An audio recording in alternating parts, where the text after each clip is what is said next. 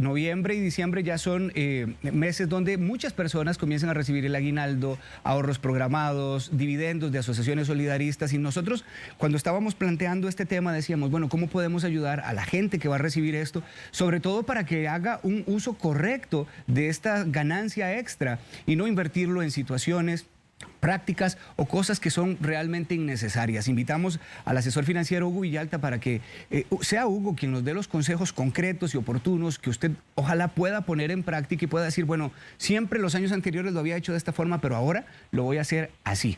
Así que mucha atención a este tema. Si tiene alguna consulta, ya usted sabe que el Facebook está a su disposición. Y también la línea de WhatsApp 6087-7777. Así que abrochémonos los cinturones y arranquemos con este tema que estoy seguro nos va a interesar a todos. Hugo, bienvenido. Qué gusto tenerlo acá. Gracias, Omar. Un placer estar por acá.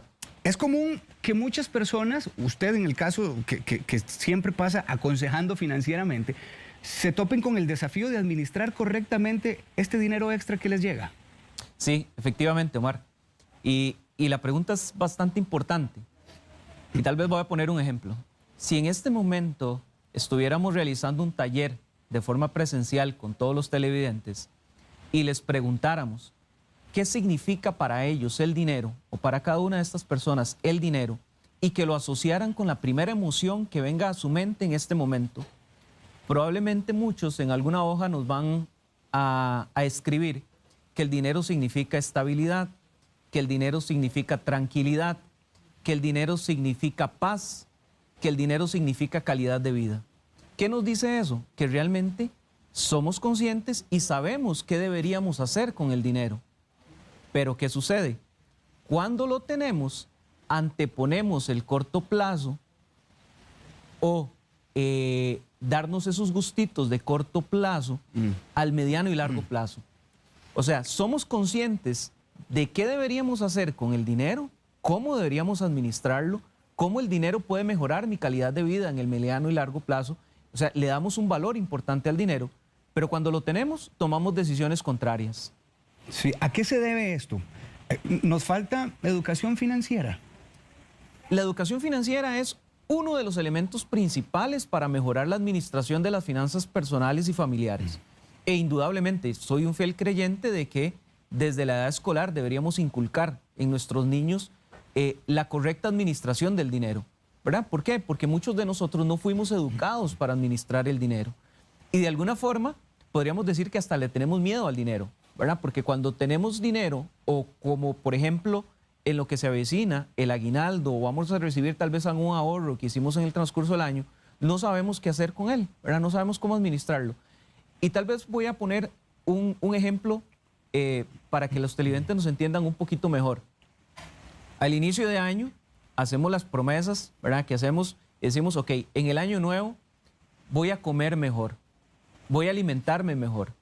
Entonces visitamos a un nutricionista y el nutricionista nos dice, mire, estos son los alimentos que usted tiene que comer, estas son las calorías que usted tiene que ingerir por día, e incluso nos hacen un plan de alimentación, ¿verdad? Nos dicen esto es para el desayuno, esto es para el almuerzo y esto es para la cena. Tenemos el conocimiento, pero muchas veces no lo hacemos, ¿verdad? Mantenemos nuestros mismos hábitos de alimentación anterior. A eso es lo que me refiero, que es importante el conocimiento en la educación financiera y no tenemos que tenerle miedo a la educación financiera, pero es solo una parte. La otra parte depende de cada uno de nosotros. ¿Y en qué depende de cada uno de nosotros? En que efectivamente ese conocimiento que adquirimos a través de las herramientas de educación los pongamos en práctica. ¿Por qué? Porque podemos tener el conocimiento, pero si no tenemos la disciplina para ajustarnos a esas recomendaciones, difícilmente podemos salir de la situación en la que estamos y difícilmente podemos administrar correctamente el dinero. Hugo, yo quisiera señalar también, y que usted sea quien nos explique, esta mentalidad de, como no estoy recibiendo mucho, no tengo mucha importancia en manejarlo correctamente. En otras palabras, estos ingresos, por escasos que sean, o este mal manejo del ingreso extra, no depende de la cantidad de extra que sea, sino de la mentalidad. Efectivamente, no depende de la cantidad, Omar. Y quizás si preguntáramos a las personas en este momento y les dijéramos, ¿qué necesita usted en este momento en función del dinero? ¿Qué necesita para salir de sus problemas financieros? La primera respuesta, que en el 80% de los casos se va a dar, es que nos van a decir, necesito más dinero.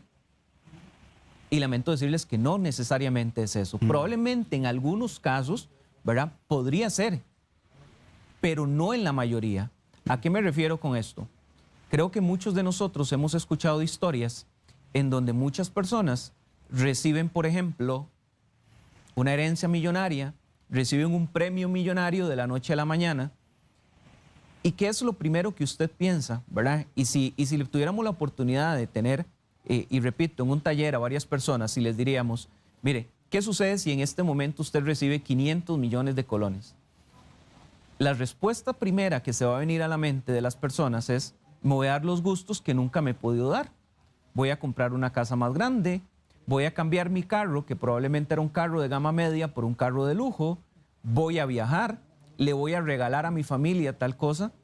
Entonces comenzamos a tomar decisiones en el corto plazo, ¿verdad?, que nos van a generar alguna alegría inmediata, pero no pensamos en el mediano y largo plazo. A eso es a lo que me refería en la primera pregunta, ¿verdad? Somos conscientes y decimos, sí, si yo administro correctamente el dinero, voy a tener tranquilidad, voy a tener paz, voy a tener calidad de vida, voy a tener estabilidad, pero en el momento que lo tenemos, tomamos decisiones totalmente diferentes, ¿verdad? Y historias de ese tipo las hemos escuchado mucho y hemos escuchado incluso a nivel, y pongámoslo, deportistas, grandes deportistas, actores con fortunas que no han sabido administrar y que de la noche a la mañana están en bancarrota. Claro.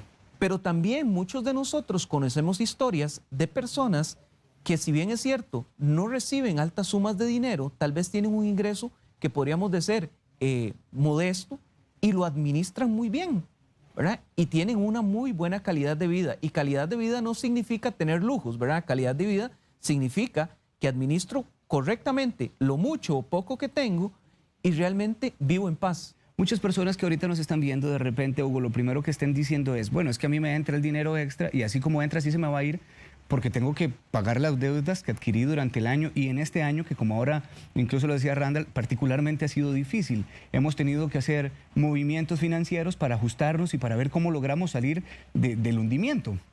Y muchas personas, estas extras que les van a llegar, en este momento tal vez en la entrevista están diciendo, como entran, así se van a ir. ¿Qué podría decirles usted a estas personas?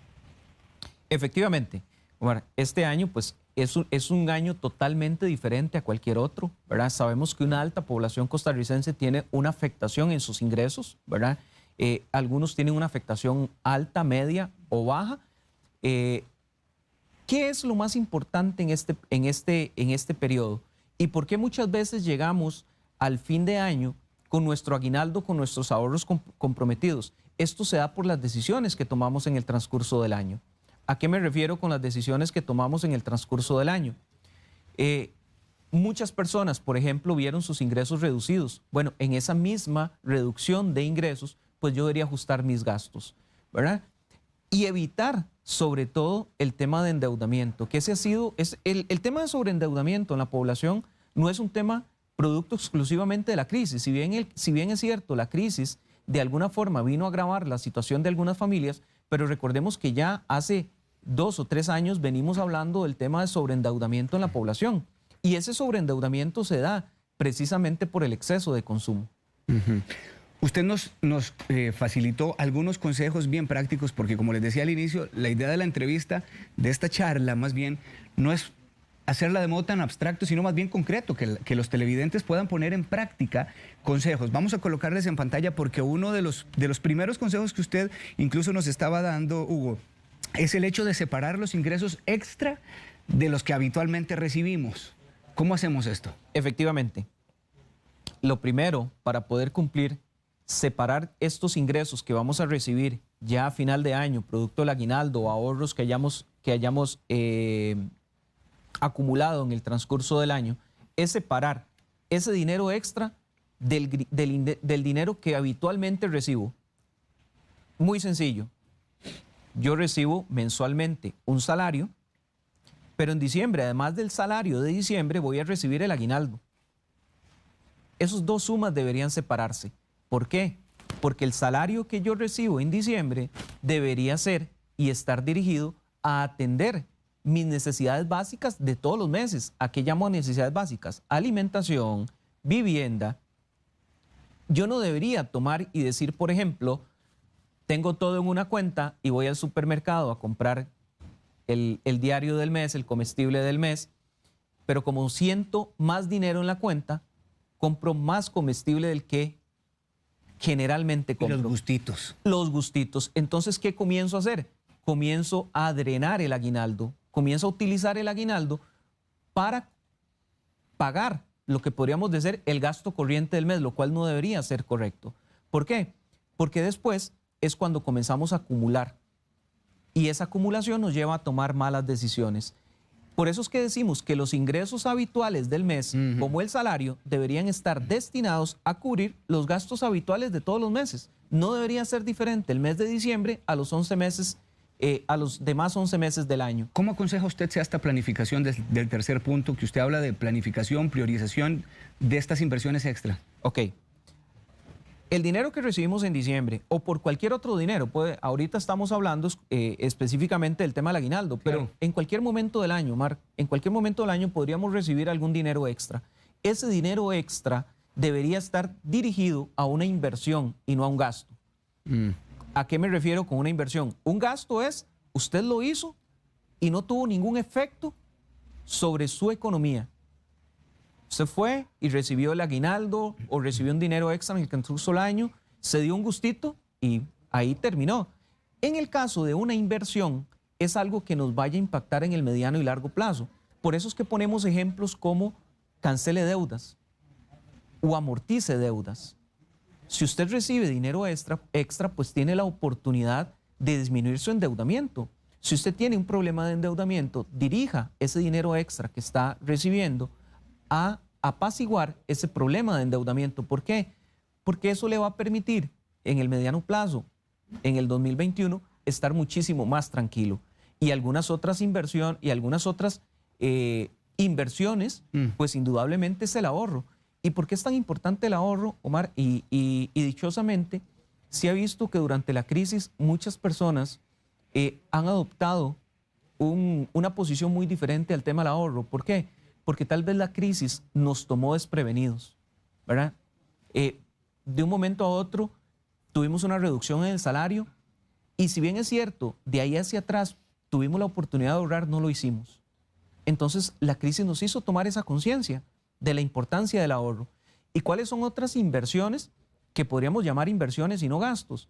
La salud, por supuesto, Claro. porque estamos buscando un beneficio de mediano plazo, e indudablemente la educación, ¿verdad? Si hay algo en lo que nosotros y cada uno de nosotros, no solo para nosotros, sino para nuestros hijos, debería seguir invirtiendo y en eso deberíamos aprovechar todos estos dineros extra, es en la educación, ¿verdad? ¿Por qué? Porque la educación es una forma de mejorar nuestra calidad de vida. Entonces, a eso llamamos precisamente de que el dinero extra vaya dirigido a una inversión y no a un gasto. A veces interpretamos como inversión la compra de algo físico y no necesariamente por lo que lo estoy escuchando a usted.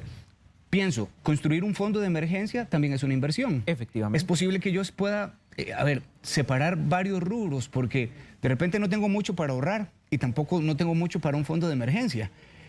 ¿Cuál es el consejo en este caso cuando el ingreso extra es mínimo, pero ya está la intención de hacer este tipo de administración económica? Hágalo, hágalo, indistintamente de si es mucho o es poco. Y precisamente en eso va la planificación, Omar.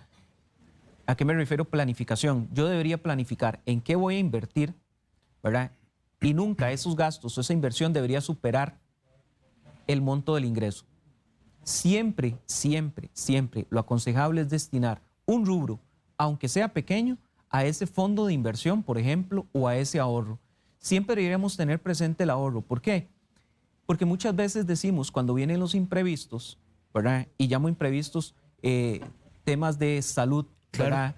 Llamo imprevistos cosas tan sencillas como muchas veces que provocan endeudamiento, ¿verdad? Y se dañó el carro, que es el machete carro, de trabajo. ¿verdad? Se dañó el carro, se quemó la lavadora de la casa y entonces decimos, mira, no tenía ni un gasto de emergencia ni un ahorro. Probablemente si hubiera tomado otras decisiones de aquí hacia atrás, aunque sea poquito, pues probablemente no hubiera tenido que utilizar crédito para arreglar el carro, no hubiera tenido que pedirle prestado a un compañero de trabajo, a un familiar para arreglar el carro. Precisamente esa es la importancia de que siempre destinemos a esos fondos de emergencia o a ese ahorro, indistintamente del monto, una suma. 8:30 de la mañana, si usted acaba de encender el televisor, estamos con Hugo Villaltas, asesor financiero, para que nos hable de un tema que para todos puede ser muy práctico, sobre todo las personas que van a recibir un dinero extra, ya están recibiendo, y también entrando diciembre van a recibir aguinaldo, dividendos, ahorros programados. ¿Cómo administrar este dinero extra y no irnos a la primera porque vimos una pantalla bonita y dijimos, bueno, la vamos a cambiar y no existe realmente la necesidad de hacerlo? ¿Cuáles son los consejos? Bueno, lo primero que Hugo nos dice, separe los ingresos extra de los habituales, porque los ingresos habituales son para los gastos habituales. Pero yo sé que usted tal vez en este momento está pensando en temas de ahorro, cómo hacer cuando lo que entra prácticamente a sí mismo se va. Si usted tiene una consulta, háganosla llegar. El Facebook y el WhatsApp 6087-7777 está a su disposición para enriquecer esta entrevista y el espacio. De hecho, Hugo, doña Marisela García dice, ¿usted recomienda un plazo determinado para hacer ahorros? El ahorro debería ser continuo. Todos los meses deberíamos destinar una parte del ahorro. Y lo hablábamos hace un momento. Nunca sabemos cuándo va a haber un imprevisto, ¿verdad? Entonces, nosotros no deberíamos decir, a menos que usted diga, mira, yo quiero ahorrar para la prima de la compra de mi casa. Bueno, entonces sí se pone un plazo, ¿verdad? Usted dice, bueno, yo quiero en 3 años tener la prima para poder solicitar un crédito para comprar una casa. Entonces, efectivamente, eso significa que estoy ahorrando para un sueño. Planifico el ahorro para decir en 3 años cuánto necesito, cuánto debería ahorrar mensualmente para cumplir ese sueño de tener casa propia. O, por ejemplo, muchas personas dicen, bueno, qué bonito sería ahora tener un carro, ¿verdad? Para no tener que usar el transporte público y demás. ¿Tomo un crédito o ahorro para el carro? Defina un objetivo y defina el plazo en que lo quiere cumplir, ¿verdad? ¿Por qué? Porque cuando nos ponemos una meta, como en este caso, el ahorro va dirigido a cumplir un sueño, a cumplir una meta, tenemos que ponerle un plazo. Porque de lo contrario no lo vamos a cumplir, sí, ¿verdad? Y en nuestro propósito, en nuestro presupuesto, vamos a decir, yo voy a ahorrar 10,000 colones todos los meses durante 3 años para cumplir este sueño. Y tengo que poner una meta y tengo que medir el avance que llevo a la meta. Periódicamente tengo que decir, ok, estoy cumpliendo lo que prometí, estoy cumpliendo lo que presupuesté o no lo estoy cumpliendo. Va a ser posible que en 3 años yo tenga la prima de la casa habitación o en 4 años, ¿verdad? Eso va a depender mucho de la posibilidad de cada una persona, pero ahí sí, efectivamente, cuando el ahorro va dirigido a cumplir una meta, es recomendable, póngale un plazo y defínale un monto y cúmplalo, ¿verdad? Porque muchas veces ponemos el plazo en nuestra cabeza, ponemos el monto, pero volvemos a la primera pregunta. Sabemos qué es lo que tenemos que hacer, planificamos qué es lo que tenemos que hacer, pero no tenemos la disciplina para cumplirlo. Gana la emoción. Gana la emoción. ¿Por qué? Porque decimos, no, mira, no, este mes no voy a ahorrar los 5,000 o 10,000 o 20,000 colones que me comprometí porque fui al centro comercial y vi unas tenis en promoción y lo que estaba destinado al ahorro se fue en una emoción, ¿verdad? Entonces dejé de lado la meta. Por eso es tan importante que pongamos plazos a esas metas. Le planteo este panorama también porque en vista de que ha sido un año muy sufrido para mucha gente, sería muy irresponsable no plantear aquí en la entrevista cómo a tanta gente se le ha recortado el salario y se le han recortado las horas de trabajo y por ende se le ha recortado el salario y por ende también se le va a recortar el tema del aguinaldo. Pero los compromisos y los gastos han sido exactamente iguales, es decir, hay menos dinero, pero los gastos siguen manteniéndose. ¿Cuál es la recomendación en este caso? Porque está presentándose menos entrada. No, importantísimo. Como lo decía hace un momento, Mar, no podemos obviar que este año es muy diferente, ¿verdad? De hecho, una encuesta recientemente publicada por la empresa Porter Novelli lo refleja, ¿verdad? 7 de cada 10 costarricenses planean gastar menos esta Navidad. Y efectivamente tiene que ver mucho por lo que usted está mencionando. Hay una reducción en la gran mayoría de la población de los ingresos, o en una parte importante de los ingresos. ¿Qué es lo primero que deberíamos recomendarle cuando tenemos una reducción en los ingresos? Primero es que deberíamos de tener un presupuesto y ese presupuesto deberíamos cumplirlo. Segundo, ese presupuesto, Mar, Y a veces cuando hablamos de temas o decimos la palabra presupuesto, muchas personas creen que es algo súper complejo, ¿verdad? Y dicen, no, es que necesito capacitarme, necesito educación, necesito... No, no. Un presupuesto personal es tan sencillo como tomar una hoja de un cuaderno y poner cuál es el monto de mis ingresos y cuáles son mis gastos y registrar todos los gastos, absolutamente todos los gastos que hacemos, tanto los recurrentes, los importantes, los gastos fijos, ¿verdad? Y gastos fijos me refiero a servicios públicos, alimentación, lo que tenemos que pagar todos los meses, como en algunas otras oportunidades hemos hablado de los famosos gastos hormiga. Eso también hay que registrarlos. Que son los gustitos esos. Que son los gustitos que no están planificados y demás. ¿Por qué es importante? Porque cuando yo visualizo y tengo anotados cuáles son mis gastos, es más fácil identificar dónde puedo recortar gastos. ¿Por qué? Porque si yo tengo una reducción de ingresos y no reduzco mis gastos, me voy a meter en problemas indudablemente. Y muchas veces pensamos, no es posible recortar gastos.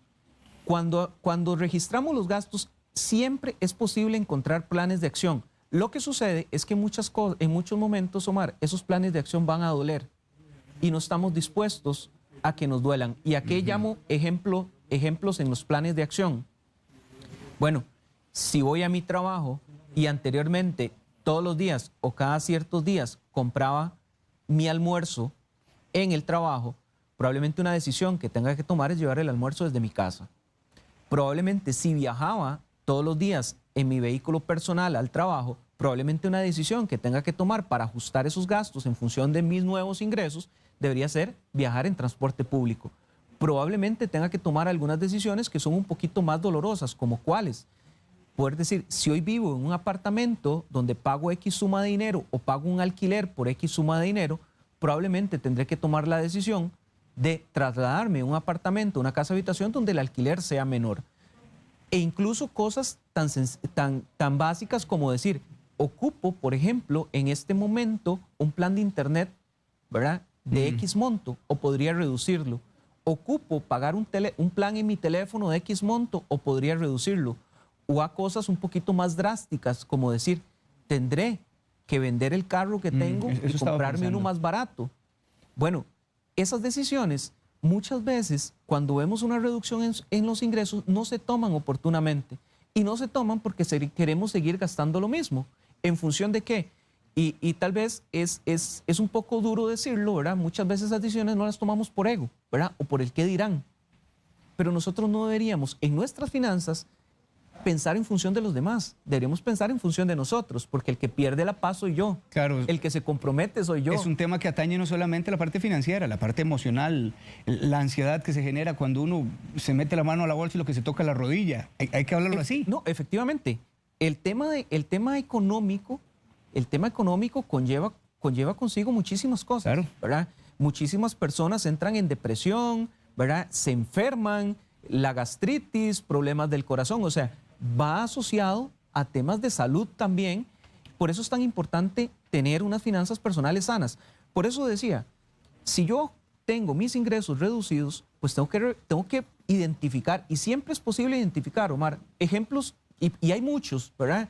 Cosas, por ejemplo, hasta plataformas de streaming que nos cargan mensualmente y uno dice, las ocuparé en este momento donde veo mis ingresos reducidos. Probablemente es una oportunidad de recortar ciertas cosas.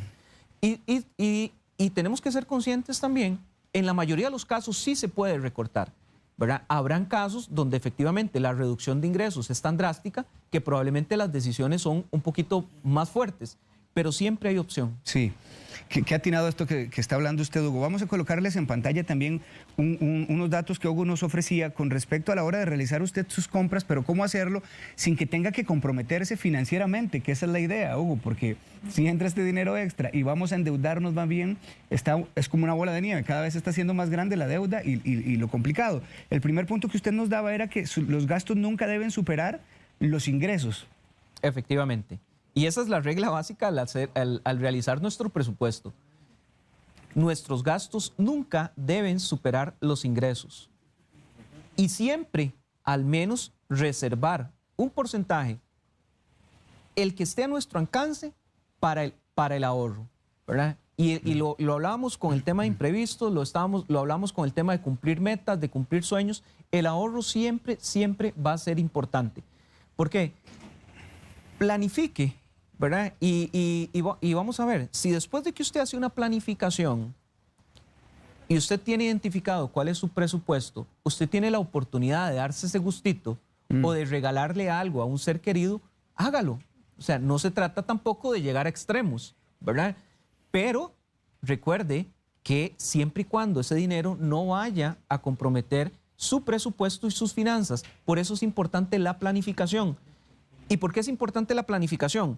Porque si después de que yo hice el presupuesto, digo, mira, sí me queda X suma de dinero para poder comprarme algo para mí en esta Navidad o para poder regalar a algún ser querido en esta Navidad, antes de salir de su casa, planifique. ¿Cuánto es el monto de dinero que usted va a destinar para ese regalo? Presupuéstelo. ¿Por qué? Porque cuando vaya a buscar, al tener esa lista de forma previa, le va a permitir comparar precios, ¿verdad? No se vaya a la primera. No se vaya a la primera. Claro. Comparar precios ahora, Omar, es súper sencillo, ¿verdad? Porque todo está a la palma de nuestra mano. En Internet usted tiene la oportunidad de comparar precios de diferentes tiendas, de diferentes almacenes. O sea, ahora antes decíamos camine, ¿verdad? Ahora no. Ingrese a su teléfono, Internet y compare los precios. Y sobre todo, cuando vaya a hacer las compras, apéguese a lo planificado. ¿Por qué? Porque el 80% de las compras que nosotros realizamos son emocionales, no son racionales. Muchas veces planificamos las compras, salimos de nuestra casa ya con una lista hecha y decimos, esto es lo que voy a comprar. Pero resulta que pasamos al frente de la ventana de una tienda, vimos una palabra que dice descuento, promoción, y terminamos comprando algo que no ocupábamos, que no estaba planificado, solo porque estaba en descuento una promoción. Hugo, tengo aquí algunos comentarios de muchos televidentes. Muchas gracias por enviárnoslos para que usted les responda lo más preciso posible para aprovechar y preguntar varias cositas que tengo acá. Ningüenta, así se identifica este televidente, dice, yo prefiero invertir en algo que me genere más ingresos que ahorrar.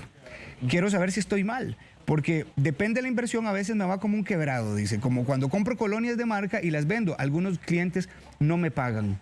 Efectivamente. Hay dos conceptos que son diferentes, Omar. Uno es el ahorro. El ahorro yo lo tengo invertido en un instrumento de ahorro, en una institución financiera, lo puedo tener en un certificado de depósito a plazo, lo puedo tener en un ahorro programado o lo puedo tener simplemente en mi cuenta de ahorro. Y ese lo voy a mantener ahí. El otro, hay muchas personas que deciden invertir. Invertir es para que me genere un flujo de efectivo. No está mal, está bien, ¿verdad? ¿Por qué? Porque estoy generando un ingreso extra. Pero el televidente mencionó algo que es súper importante. Cuando usted invierte, dependiendo del negocio o donde vaya a invertir, hay un nivel de riesgo. No todas las personas tienen esa tolerancia al riesgo. ¿A qué me refiero? Que cuando usted invierte, por ejemplo, él que menciona, compra colonias y él hace una aceleración súper importante, en algún momento va a perder. Pero él está dispuesto de que en algunos momentos gana y en algunos momentos pierde. Entonces, dependiendo de la inversión, claro, siempre es bueno invertir, siempre es bueno generar un dinero extra, siempre es generar esos ingresos adicionales, ¿verdad? Pero tenemos que tener muy claro y analizar muy bien qué tan tolerante soy yo al riesgo. Y no va a ser, mi tolerancia al riesgo probablemente no es la misma que la suya, Omar. Puede ser que tengamos tolerancia al riesgo diferente y yo decida, mire, sí, yo estoy dispuesto a invertir y si pierdo, pues de ahí estaría dispuesto a perder hasta tanto. Y usted, Omar, me diga, no, mira, yo prefiero mantenerlo en una cuenta que me genere, aunque sea intereses, pero no prefiero arriesgarme. A propósito de esto que usted menciona, doña Marlene Mora dice, ¿cuál es la mejor forma de invertir? Ahorro, además de los certificados de depósito a plazo, que no generan nada de interés. Los fondos de inversión, ¿qué es lo que usted más recomienda? En el dado caso, me imagino que doña Marlene también plantea, de no querer asumir este riesgo a la hora de invertir de otra forma. Tiene que ver con lo que acaba de mencionar y tiene que ver con el perfil de riesgo o el apetito de riesgo que tenga la persona al momento de invertir. El certificado de depósito a plazo me genera una renta fija. Indistintamente de la tasa de interés que esté pactada, yo sé que todos los meses me van a generar un flujo. Y el principal va a estar intacto. En el caso de otros instrumentos de inversión, como el caso de los fondos de inversión, hay diversos fondos de inversión, ¿verdad? Hay algunos fondos de inversión de renta fija y otros fondos de inversión de renta variable. Entonces, cuando uno decide, por ejemplo, en un tema de fondo de inversión, va a depender mucho de su apetito de riesgo también. ¿Usted quiere una renta fija o una renta variable? ¿Verdad? En el caso de la renta variable estamos expuestos a un tema de riesgo, ¿verdad? Entonces, a eso me refiero que cuando uno decide invertir en instrumentos, ya sea en instrumentos financieros de renta variable, como en este caso, o precisamente en un negocio como el anterior televidente que va a comprar colonias y las vende, pues tiene que tener muy claro hasta dónde está dispuesto a arriesgar y también cuál es el horizonte de plazo que yo tengo para la inversión. ¿Por qué? Porque, por ejemplo, si usted dice, no, es que este dinero yo lo tengo para específicamente este tema y lo ocupo dentro de 6 meses, pues debería buscar una inversión que en 6 meses yo disponga nuevamente de todo mi dinero. Hay un televidente que también pregunta algo muy práctico y muy sencillo, pero me parece muy utilitario lo que dice. Cuando nos den los dineros del aguinaldo, debemos pagar las deudas pendientes y no gastarlo en cosas que de una u otra manera no necesitamos. ¿Usted recomienda pagarlo por completo la deuda o una parte? No en todos los casos va a ser igual, Omar, porque eso va a depender de 2 cosas. 1, del monto del ingreso y 2, del monto de las deudas. Y tal vez para responderle al televidente de una forma muy práctica y muy sencilla. Las deudas que usted tiene hoy le están robando la paz. ¿A qué me refiero con robar la paz? Usted siente que está llegando a fin de mes y comienza a ver de dónde toma para poder pagar la cuota, porque está quedando muy ajustado. O piensa que en el mediano o corto plazo podría tener problemas de pago. Si esa es su situación, el consejo es amortice la deuda y sacrifique el corto plazo por el largo plazo. Sacrifique la inmediatez por tener tranquilidad en el mediano plazo, ¿verdad? Porque tal vez en otra situación, otra persona me dice, no, mira, yo con el nivel de ingreso que tengo, no tengo problemas en mantener la deuda, ¿verdad? Aunque siempre lo más recomendable es trate de amortizar las deudas. Pero las realidades de cada persona es diferente. Hugo, muchas gracias. Gracias por estos minutos y por explicarnos esto de la manera más clara. Creo que tiene que ver con decisiones financieras que este próximo año nos den estabilidad no solo financiera, sino emocional, que es lo que usted también mencionaba antes. Correcto.